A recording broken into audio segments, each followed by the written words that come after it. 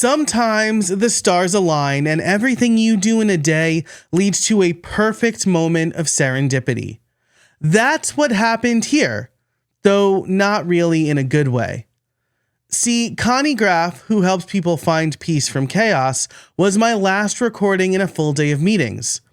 I was all over the place. I was having trouble focusing or even figuring out what we were going to talk about. Conny helped me take a beat and gave me a moment to find my bearings.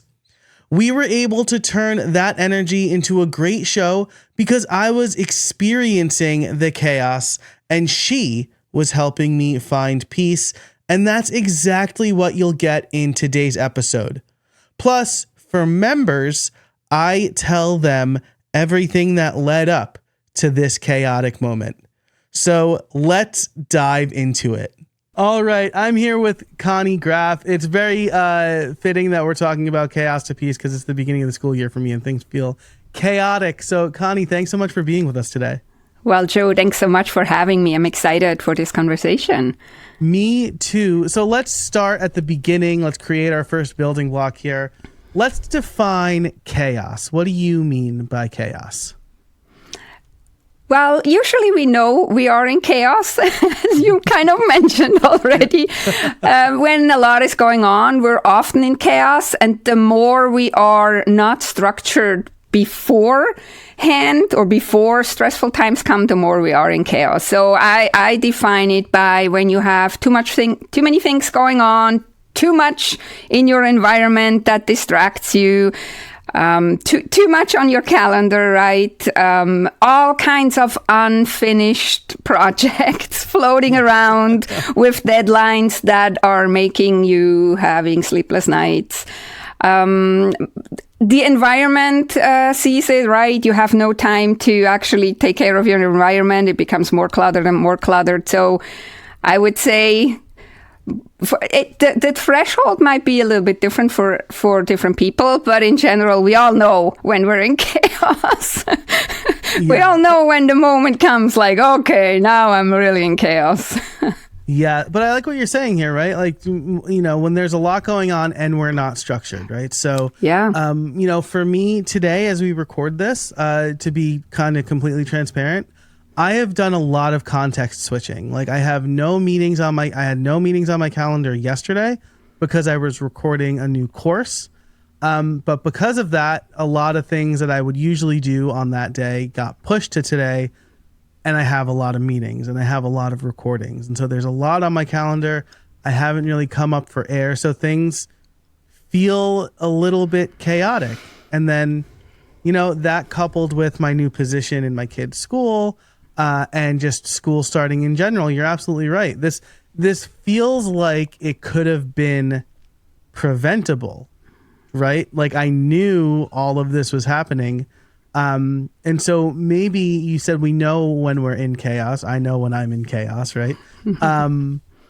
But how do we know when we're getting into chaos? How do we determine, like in 2 weeks, it's going to be pretty chaotic. I need to do some things now to make sure I'm not feeling overwhelmed. So my language is often around feeling. And when you start feeling, you become agitated. When you start feeling, you become nervous. When you feel like the things are slowly starting to slip out of your hands, but you still kind of have everything together, that is usually a sign that somewhere in your structure and your setup of your life, whether that's in your private life or your business life, something is not properly taken care of. And I'm not the one who says, we have to be completely structured in our life. In general, I feel like we put way too much. Like when you read anything of Dr. Benjamin Hardy, he always talks about the future self. And I love that concept because we always put everything onto our future self. And so when we're starting to feel that it becomes a bit too much. It's starting to slip in out of our hands, and then we're saying, "Oh, I do this next week. Oh, I do this the week next." We just push everything onto the future self. That should is also another word I love to use, but it should be kind of like a warning light going off in you that you realize, okay, wait a second here.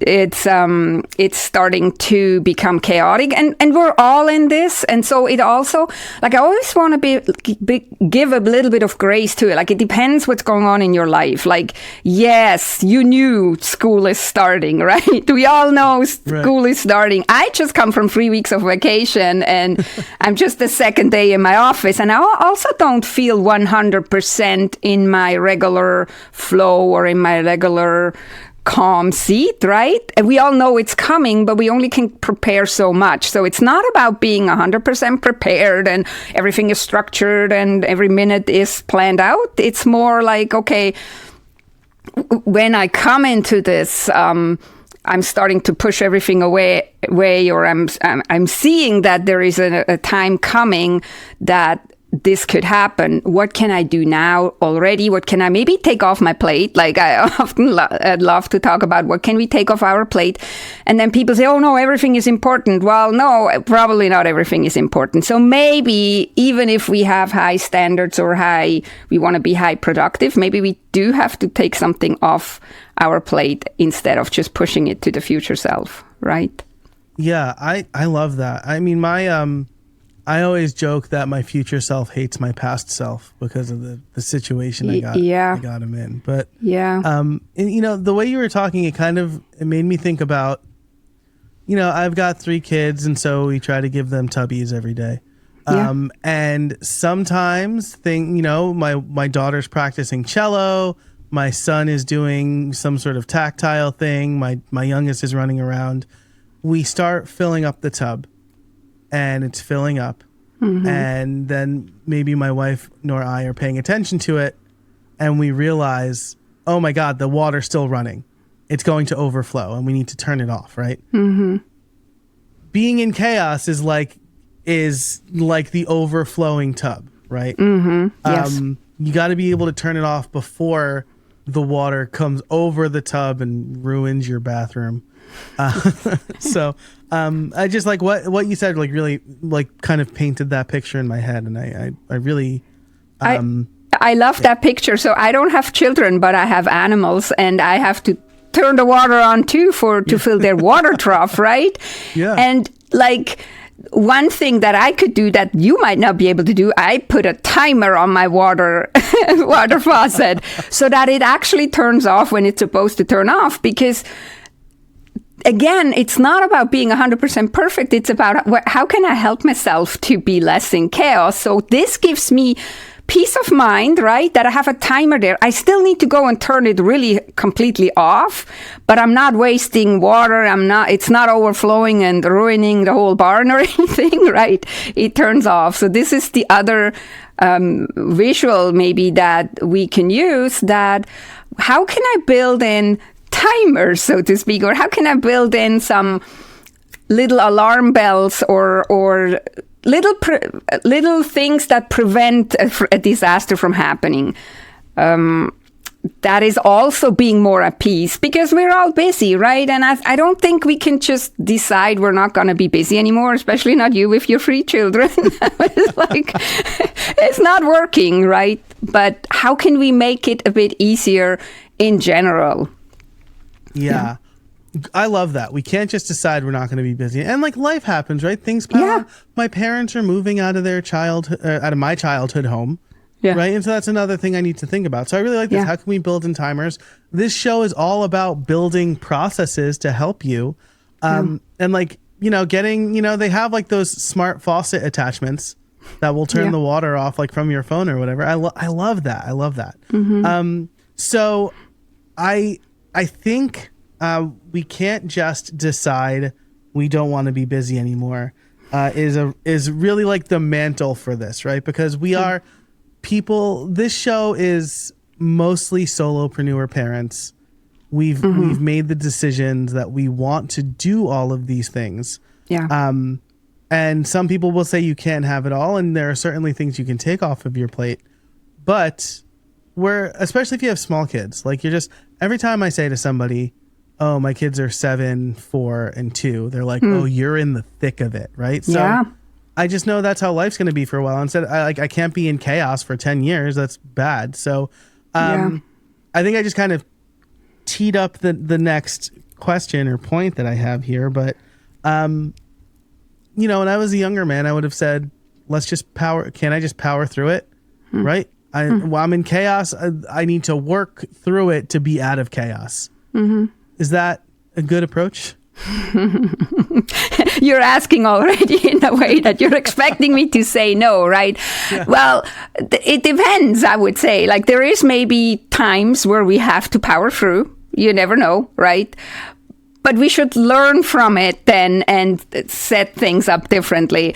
In general, I always feel like it depends what the situation is. So with your children, you said something a few minutes ago that I actually want to pick up, because you said you always joke that your future self is hating your present self, right? Yeah. So this really stuck with me, because I was thinking for you or for anybody out there who has children or other parents, what is the priority? The priority from the perspective of your future self. You probably, as your future self, are not going to think back of a missed meeting or something that took longer or some period of time where you were not productive by your standards or whatever. But you're going to think back of, I should have been on this soccer game of my son, or I should have been there for my parents when they went through the hard transition of moving from their home where they raised their family into a different living space, right? So that is where, we can power through to a degree. But I think while we're doing that, we need to keep in mind what is really important. And yes, our businesses, like I have one too, I work from home. I don't have children, as I said, but I have animals.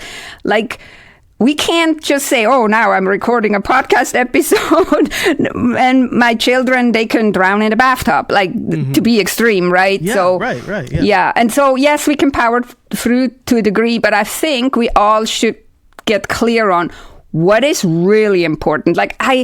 And I have to really look this up where I read this, but in one of my many books that I read, I read that somebody said in your life, you're kind of like juggling balls, but some of the balls are made from glass. And when they fall to the ground, they shatter. And other balls are from rubber, so they just bounce back and you can catch them again, right? And I would say the real important things, besides our business being our baby, how some people call it, the people around us are really the important thing. And those are made of glass, right? And any missed meeting, any missed deadline is more like a rubber ball that can bounce back. So as long as we're when we're powering through because we have no time now to structure it better, as long as we're clear on what is the priority, then yes, power through. And then once you see a little bit of daylight, then go back and see what would have been good to have in place as a clean foundation or as a launch pad or however you want to call it then in your words, that supported me during busy times. Like we all go in waves. We have busier times and less busy times. And what would be good to have in place when the times get crazy, like beginning of school year? We have to get all used to new schedules. We have to get used to new responsibilities like you have. So yeah, long answer to a short question. But this was really helpful, right? We need to keep in mind what's really important. I think about this all the time. I saw something on Facebook, whatever, that said, your kid's not going to remember that you worked late one night.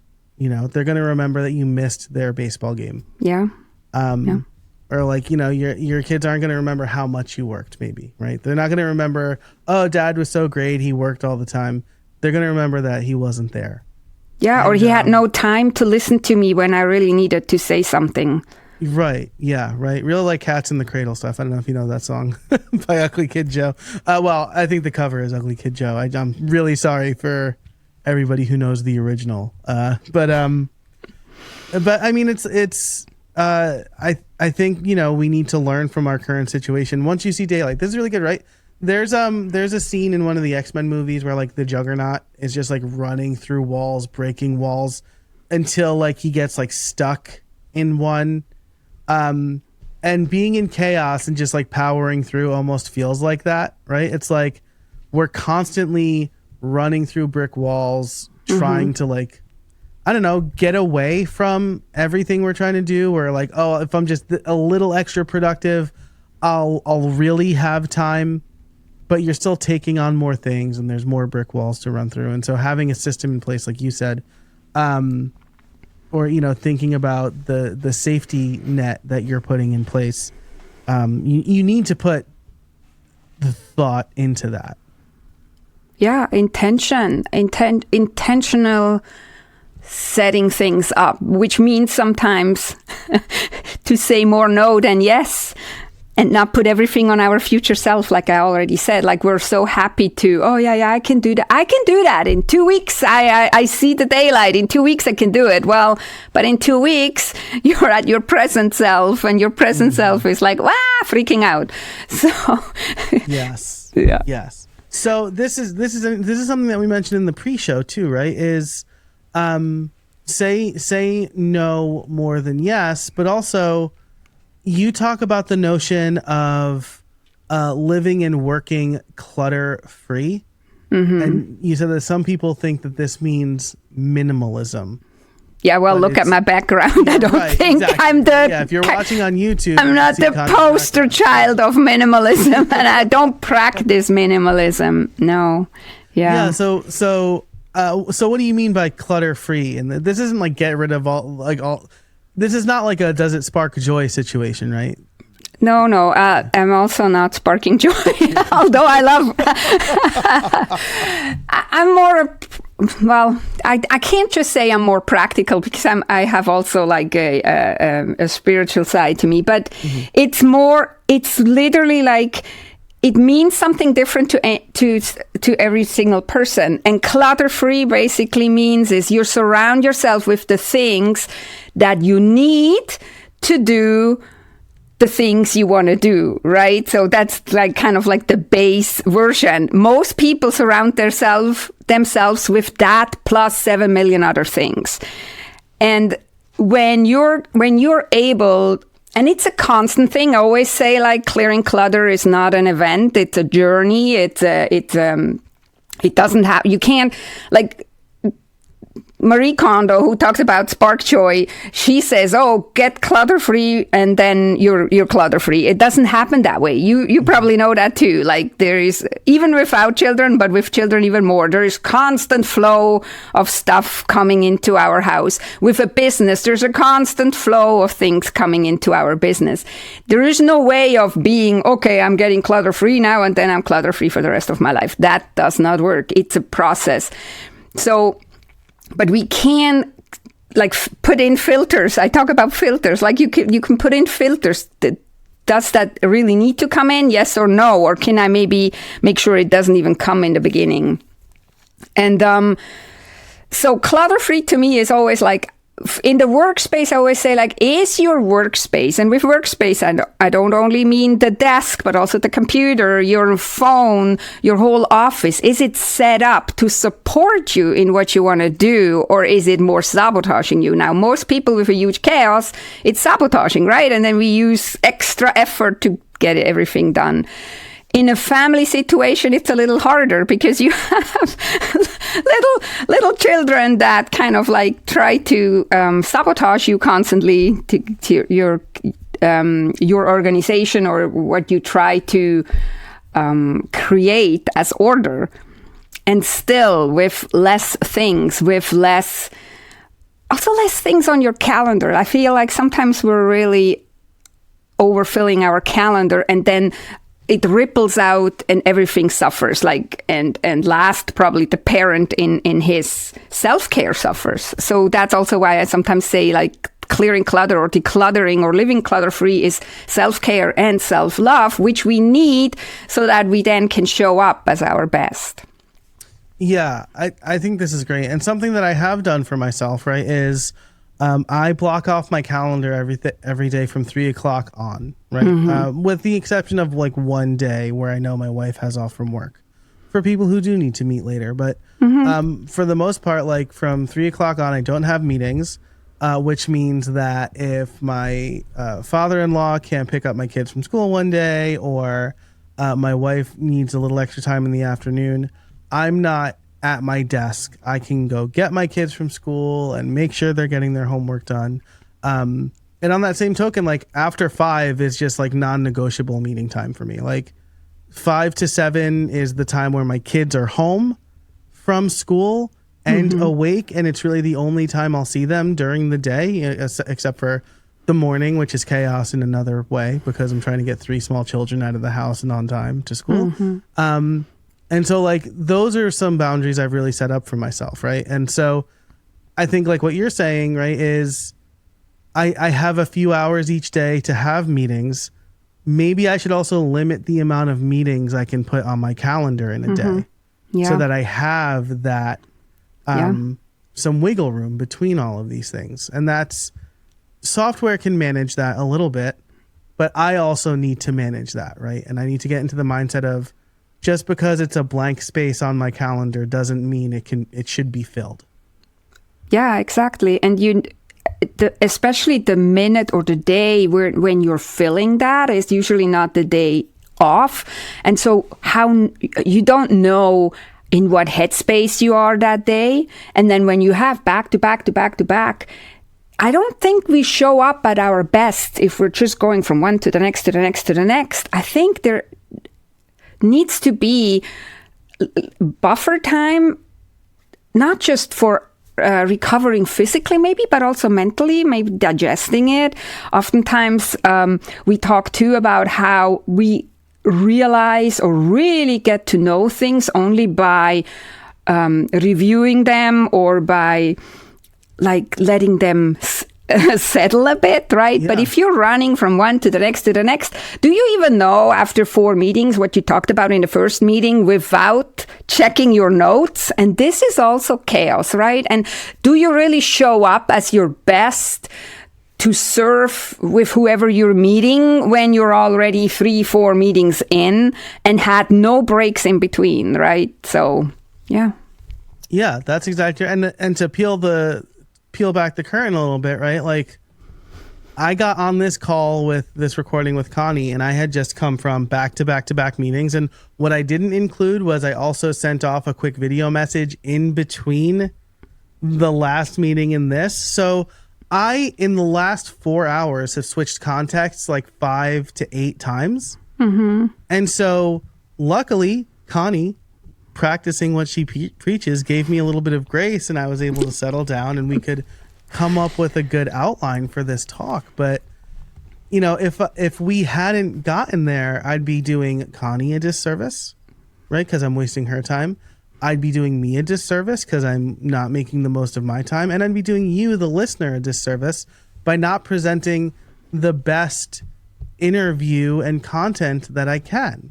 So I think this is really important, and I think this segues really nicely into... Can I add one thing to this? Sorry to interrupt you, Joe, but no. This is not where it stops. This has ripple effects. You then, after a day like this, may not show up as the best dad to your children. You may be short with your wife or with your father-in-law or with your children. It goes further and further, right? So we can't forget that we're not just like an island. It has ripple effects. And unless you can find somewhere like in between some time where you can actually get back to you, and it doesn't need to be half an hour necessarily. Maybe it's good enough for 10, 15 minutes, but you need to get back to you and to center yourself again so that you can show up better. And then also, like I said, kind of woe to yourself that you're not going to put your future self through something like this again. And I totally get it. I mean, I have a business too. I have clients who scream and whatever. It's often easier said than done. But if we don't do it intentionally more often, then it can really have big effects that most people forget in our life. That most people forget that they have more ripple effects than just what you just said, like you and the listener and maybe the people on the call, right? It goes further. Yeah, great point. It's not like I'm going to walk upstairs from my office after work and be like a fresh new person. I'm going to be burnt out from a bunch of meetings all day. Yeah. But my kids aren't going to understand that. They're going to be excited to see me because they're home from school and they got, speaking of clutter, a bunch of prizes from this fundraiser that we're doing for school, and they're going to want to show them to me, and they're going to be all ramped up, and it's going to be up to me to manage my feelings and like not get mad at them, right? Yeah. Because what would I be getting mad at them for? They're just excited to see me. Yeah. So yeah, but giving yourself grace too, that you might not be able to show up as your best dad self to them after a day like this, right? And because I often talk about mental clutter. We do all this and then we're not happy and we're like, oh my God, I'm all freaked out, and then we're beating ourselves up for being freaked out. And this all doesn't really help, right? It only helps if we start trying to turn, like it's like a huge cruise ship, like we have to turn it around, and it only goes little by little by little. And mental clutter is really a hard thing, especially when we think we need to be productive, we're not machines, right? So need to give yourself some grace that you can't show up perfect or like the most patient, loving dad after a day like this, unless you manage to get yourself back to a state of mind like this again. Yeah. Sounds like I'll be playing the drums after this. Yeah, why not? That probably helps. Moving the body often helps. Like just shaking. What I often do is just shaking. I read somewhere a study that animals, when they were in a dangerous situation and they get out of it alive, they start shaking themselves. And they figured out that for humans, it's a good thing too. We're not in like life-threatening danger, but the stress sometimes feel to us or to our subconscious like danger. So if you can shake yourself, or like thrumming is perfect because that's shaking with purpose, right? Yeah. Shaking with purpose, hitting stuff. And when it's okay to hit stuff. Like it's nice. Yeah. You know, it's funny you say that because, and so I think we're kind of moving into like act 3 of our interview here, right? How do we go from chaos to peace? But my, my therapist has said the same thing about when my kids are not listening or feeling angry, or they won't say anxious, but it'll kind of be anxious. It's like, let's just take 5 minutes to like shake the sillies out or shake the angries out. So it's really interesting. It's really funny that you mentioned that because I've been given that exact advice. Yeah. And I think in our today's world, whether we're children or adults, we're trying to sit still too much, right? And our bodies are not necessarily done for that. And I have to go look up the study, but they were saying that all this anxiety or the anger or whatever, and we feel it too, can come out if we move. And we don't need to necessarily be drumming, but if we're really angry or needed, we could maybe hit the pillow or hit the mattress. Others would just be to jump around like crazy, and your children might love that. If you jump around with them, and if you jump longer than they can keep up with, then maybe do you have them calm enough that they can take a minute and listen to you. Yes, and that's really a health goal for me, is get to a point where I can jump longer than my children. They seem to have boundless energy. But, lucky them, right? Yeah, I know. So we've talked about a lot of good methods for kind of dialing back the chaos or taking preventative measures to get into the chaos. But let's end with some actionable advice here. What are 2 or 3 tips for us to go from chaos to peace? Yeah. So the first thing that I always say is like, when you're like, let's talk first physical environment. Most people kind of think, okay, next weekend we're gonna clean out, and we're spending the whole day doing that, and then everybody dreads it, and we're eating ice cream first, and we're not doing anything, and it's 5:00, and oh shoot, we need to do something, right? So my first tip is always like, don't put these big blocks of wanting to get organized or decluttered somewhere. Try to find ways how you can do this during the day one of my sayings is a few minutes a day keeps the chaos away. So how can you find little pockets here and there, and we all have them, where you can actually create a bit more peace in your life? Start there. The other thing that I'm saying is like start where it's not the most emotional charged thing. It's not where, like, in one way you want to start where it bugs you the most, right? But then maybe sometimes that's not the best because you're all agitated and then maybe you're not getting to the best solution, right? So start small, start with short things, and start creating your environment in a way that prevents the clutter from coming in, or from that keeps the clutter at least at bay to a degree. So I don't know with you with children, but like when they come home, they probably drop everything anywhere and then it's all over the place. Maybe you can get to a point where you tell them you can drop it, but it has to be dropped here, like in the entrance, and then you can keep the chaos in the entrance. It also helps to know where they dropped it. You don't have to go try to find it afterwards.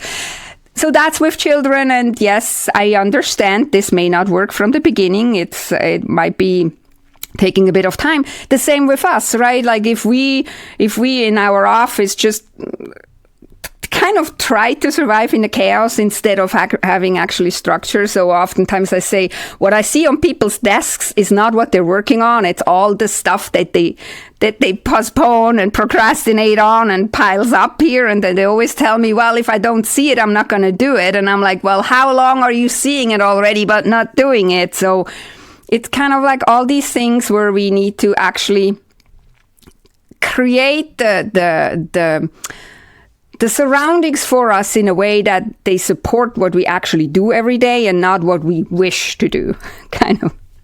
Does that help? Like, yeah, absolutely. I mean, like, to give a concrete example, my kids would take their shoes off wherever they were standing.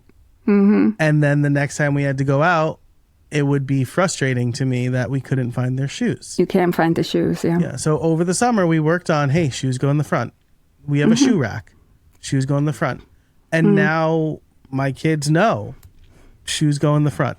Mm-hmm. And if they are forgetful, I'll say like, hey, do your shoes belong there? And then they'll pick them up and they'll bring them to the front. And that's been, I mean, this sounds like a little thing.